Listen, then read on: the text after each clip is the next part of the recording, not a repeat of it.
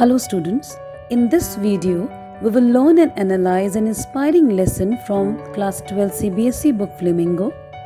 The name of the chapter is Deep Water by William Douglas. We all have fears and phobias. Fear is one of the most basic human emotions. It is programmed into the nervous system and works like an instinct. From the time we are infants, we are equipped with the survival instincts necessary to respond with fear when we sense danger or feel unsafe. Like all emotions, fear can be mild, medium, or intense depending on the situation and the person. A feeling of fear can be brief or it can last longer. An intense fear reaction is called phobia, and in this, the danger feels real because the fear is so very strong. Phobias cause people to worry about, dread, feel upset by, and avoid the things or situations they fear because the physical sensations of fear can be so intense. So having a phobia can interfere with normal activities. Same happened with our protagonist William Douglas in the story. But the question is, was fear able to overpower Douglas or Douglas conquered it? Let us find out. William Douglas was born in Maine, Minnesota and was raised in Yakima, Washington. He was an American jurist and politician. Douglas was a leading advocate of individual rights. He was a judge at the Supreme Court of USA, retired in 1975 with a term lasting 36 years and remains the longest serving justice in the history of the court. He was an avid outdoorsman. He worked tirelessly for the environmental movement.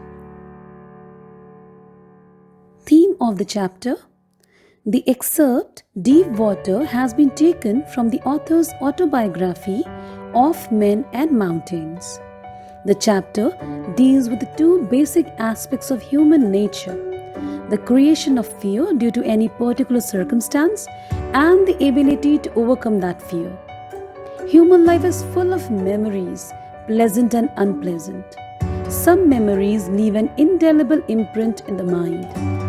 At times, some unpleasant experience, some mishap or misadventure becomes a phobia and serves as an obstacle in the joys of life. Deep Water is a real-life personal account of experiencing fear and the efforts taken to overcome it. It takes strong determination to overcome such a phobia. There is a parallel theme also. It is a psychological analysis of fear. In the end, Douglas quotes Roosevelt's words, "All we have to fear is fear itself." There is no fear in death also. Every experience is a milestone in life. Now let's have a look at the summary. Here is a summary of the story Deep Water by William Orville Douglas. The story begins with the narrator recounting an incident that took place when he was 10 or 11 years old.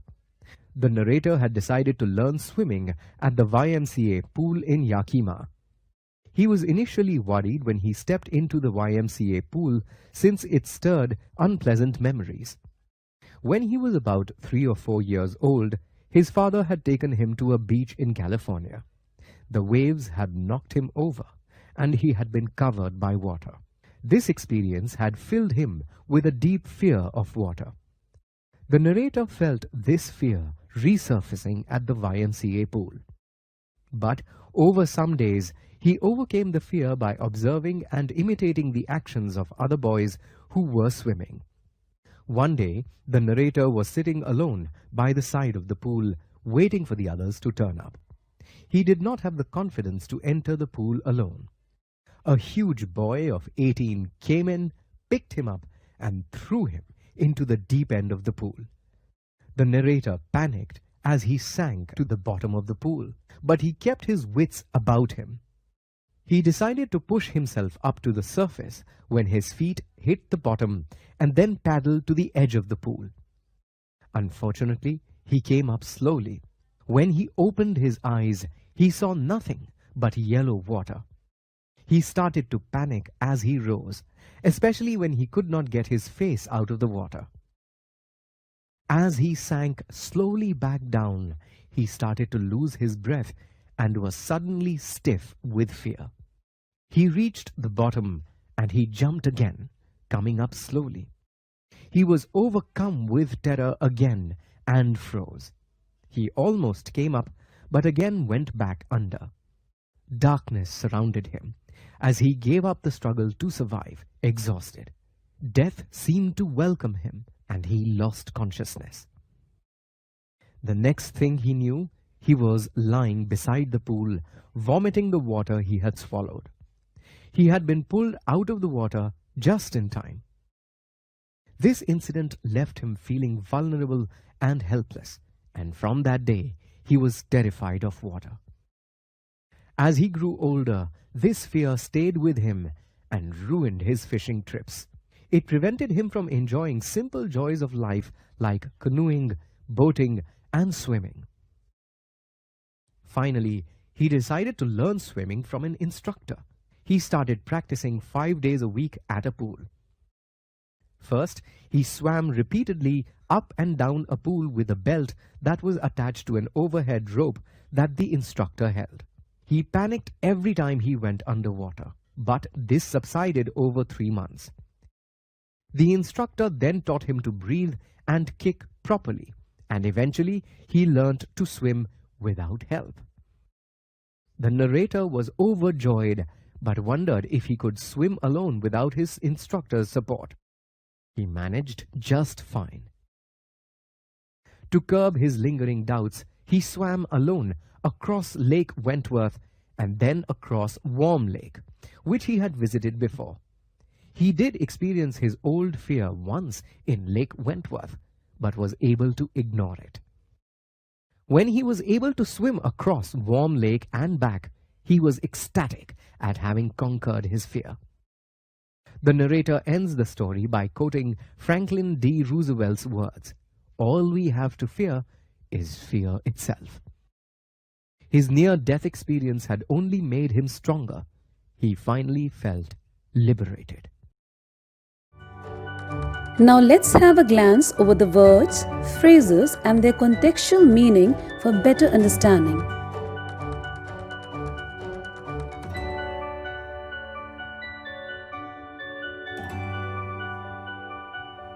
Justification of the title. This lesson is suitably entitled Deep Water because here the writer recollects his terrible fear of death from drowning. His terror was rooted in 2 incidents from his childhood. Once, when as a young child he was overpowered by the sea waves, and second, when he had the near drowning experience in the YMCA pool. Both these mishaps set a deep-rooted fear in him. The experience of physical and mental trauma of being underwater bothered him deeply. However, the title does not refer only to the water in the pool and the river, but has a greater symbolic significance as well. Idiomatically, to be in deep water means to be in deep trouble. All through the lesson, the writer talks about his grave trouble which had almost cost him his life. The title also suggests the deep-rooted fear of water in his consciousness. Thus, the title exhibits symbolically the degree of trouble and the fear that disturbed Douglas for years. The message conveyed by the story is that it is not death but the fear of death that creates terror in our mind. So we need to remove that fear of death. Nothing is impossible in this world. Even the greatest fears can be conquered if we do not lose hope and keep on trying with true determination, courage and willingness.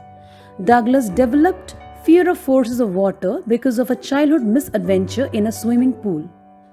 The phobia obstructed his longing to enjoy water sports like fishing, boating and canoeing. Finally, he decided to get rid of his fear by learning how to swim. Ultimately, he engaged an instructor. The determined and persistent efforts by both of them proved fruitful and he came out of the grip of terror of water. Let's scrutinize the lesson further to clear remaining doubts. Deep water. After developing an aversion to water, Owing to overpowering force of the waves, Douglas became meeker to know that river in Yakima was treacherous enough to swallow many boys. At onset of adolescence, his tentative effort to try YMCA pool made him experience death underwater. He experienced peace in dying moments of this misadventure. The aftermath of this experience, bringing deep fears, left him psychologically handicapped, depriving him of the normal pleasures of life, snatching valuable years of his life. He wished to live the life to the full and learned swimming to a level of excellence. With his dogged determination, rather than remaining stuck in deep waters of life, he literally tested the deepest waters of Lake Wentworth and Worm Lake to make the peaks around reverberate with his victory cry. Fear. Fear takes root in early childhood. Social and family sheath may make it deeper. Process of growth has natural factor of daring at adolescence of one's life. Yet, daring to perform the forbidden can turn into a misadventure at times, leaving a wide scar. The individual in fear may just live a life with the part erased.